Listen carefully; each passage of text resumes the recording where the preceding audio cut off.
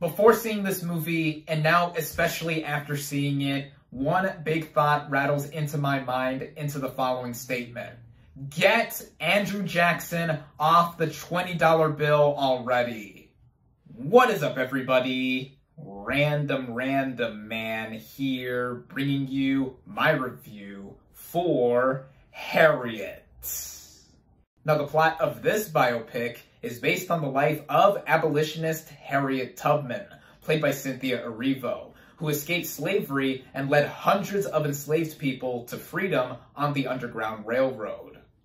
Going into this movie, I was genuinely interested to see it, more so for this being the first Hollywood film to ever be based on the life of Harriet Tubman, and I gotta say, it's about damn time. It took quite a while for a Martin Luther King biopic in the form of Ava DuVernay's Selma to get made, as Spike Lee's Malcolm X came out about 2 decades prior in the early 1990s. To put it lightly, Harriet Tubman is an American icon. I, of course, remember learning all about her while I was in school. In fact, during the 2nd grade, my class actually put on an American Civil War performance where I actually got to read some lines aloud introducing who Harriet Tubman was, leading into my class and I singing a song about Harriet Tubman. I think it went something like, Harriet Tubman didn't take no stuff, wasn't scared of nothing neither, something like that. It's taken this long to have a Harriet Tubman movie get made, which still strikes me as perplexing, but either way, we have finally gotten one in the form of Harriet. Starting out with the cast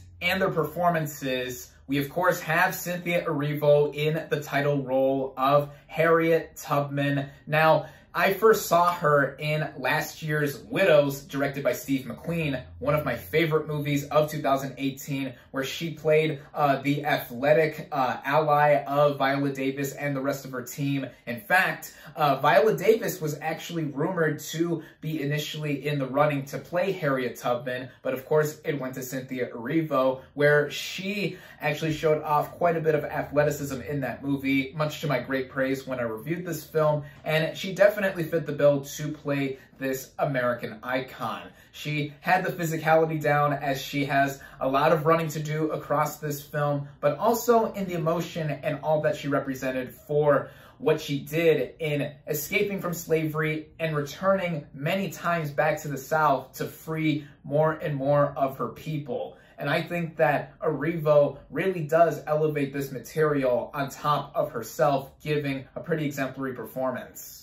The rest of the cast include the likes of Leslie Odom Jr. as this writer and abolitionist friend to Harriet, who connects her to the Underground Railroad. I thought he did a pretty solid job here. Janelle Monáe plays this proprietor and friend of Harriet Tubman, this Southern belle type who was born into freedom.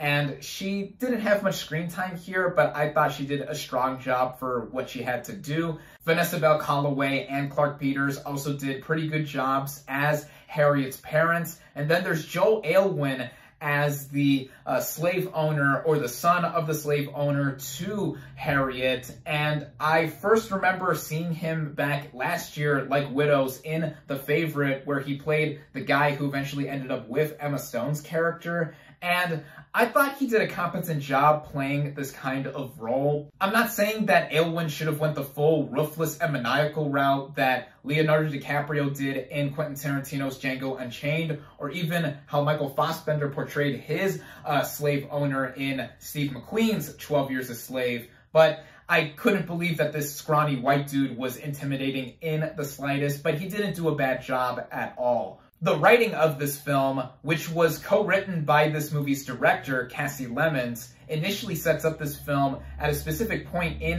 Harriet's life where she's known as Minty. Her birth name was Araminta Ross, and she's still a slave, and eventually, of course, as history is told, she escapes from slavery and then later goes on being this abolitionist who eventually goes back and frees more enslaved people, before and during the course of the American Civil War. I like that this movie was direct and how it got right into the swing of things for us, seeing Harriet's journey and becoming who she is and seeing all the obstacles that get in her way while interacting with other people. In that sense, it's a pretty standard and expected way to tell the life story of Harriet Tubman. It doesn't go from her as a child all the way until old age, as it's like other recent biopics and specifically following a portion of her life that is very significant in terms of history and for how the narrative would flow.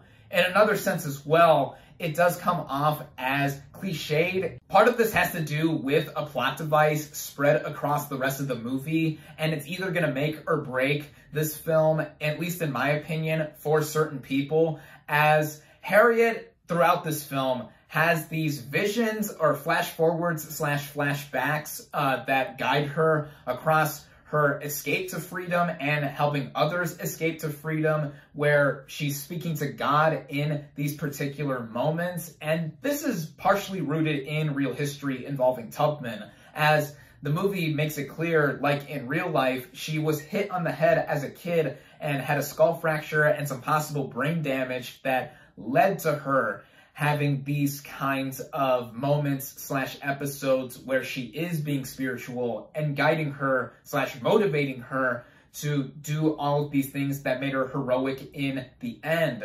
Now, I wasn't necessarily opposed to this decision being made for the sake of Tubman and her character arc, as the way religion is handled here is not done to an overwhelming extent, as it was well balanced for how Harriet was as a character and the rest of the story playing out. But it came to a point where it was routine and expected to see Harriet have these visions, literally having her stop and have a moment where she is being guided and then carry on with the rest of her journey, which connected to it being a basic biopic at face value. It's easily the biggest issue I have with this film, and it not doing much more than what it set out to do in telling Harriet Tubman's life story at a specific point and an ending just a couple years into the American Civil War, where she did ended up being an armed scout and spy for the Union Army. I can't necessarily complain, though, for what we didn't get for this being a movie on Harriet Tubman and it taking so long to get this kind of film anyway, as I think it is pretty well helmed by director Kasi Lemmons, and on a technical scale, this movie is pretty good in what it does. The cinematography, it's well shot, the production design in the costumes and the time period of the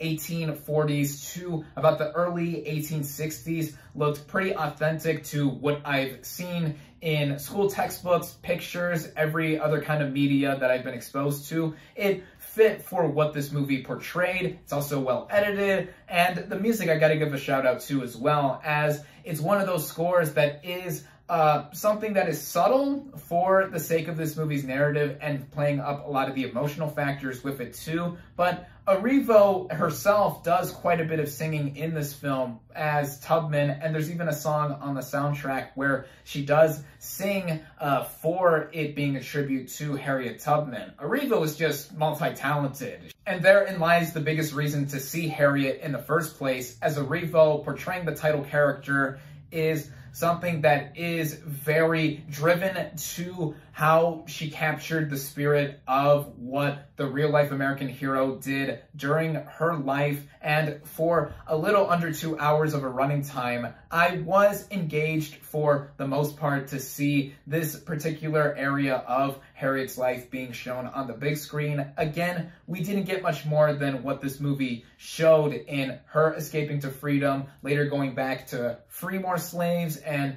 what have you in between. But I do think it makes for a sensible and spiritual biographical tribute to one of the best badasses in American history. It may not be great in every aspect, but I do think it is a good one. I recommend Harriet.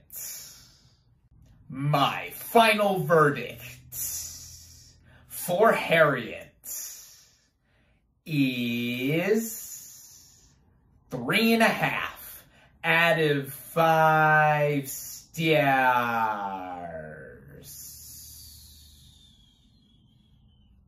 Thank you all, as always, for watching. Be sure to like this video, comment on what you thought of Harriet. Social media links in the description. Subscribe to my channel for more, and I'll catch you on the next movie review.